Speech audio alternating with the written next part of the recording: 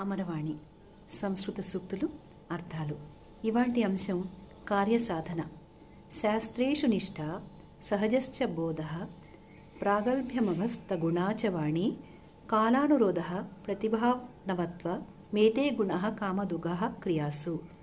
శాస్త్రములందు నిష్ఠ, సహజ జ్ఞానము, ధైర్యము, మాటలలో నేర్పరితనము, సమయానుకూలత్వము, ప్రతిభ ఇవి కార్యదక్షుడికి కామధేను లాంటి గుణాలు. రెండవ శ్లోకం.